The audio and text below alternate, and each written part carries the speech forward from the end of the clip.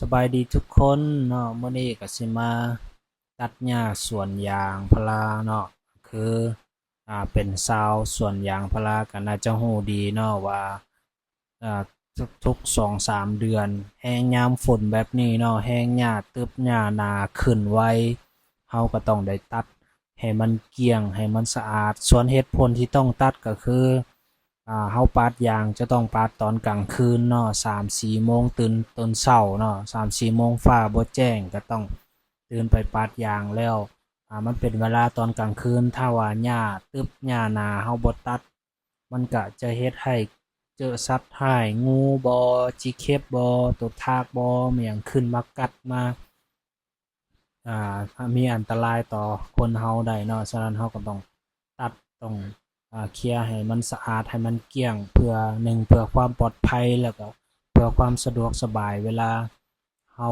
เที่ยวปาดยางและก็กู้ยางเนาะอันนี้เนาะก็คือเฮาต้องตัดมันเรื่อยๆทุกปีเนาะ2-3เดือนก็ตัดเทื่อหนึ่งเนาะก็อันนี้ก็คือการเป็นชาวสวนยางเนาะก็น่าจะรู้ดีว่าต้องตัดหญ้าต้องเมื่อยหั้นแหละ หลายคนอาจจะคิดว่าเป็นชาวสวนยางดีสุดแล้วมียางปาดมีรายได้เดือนหนึ่ง10-20 ล้าน30 ล้านหรือว่า50 ล้านคนที่มียางหลายเนาะแต่ว่าคนมีหลายก็ต้องเฮ็ดหลายต้องเมื่อยหลายเนาะเพราะว่าคนที่บ่เคยเฮ็ดก็น่าจะคิดว่านั่งเฮ็ดเวียกสบายตากแอร์อยู่แต่ว่าก็ต้องทนฟังหัวหน้าด่าทนฟังเจ้านายสั่งเวียกเมื่อยแด้แล้วก็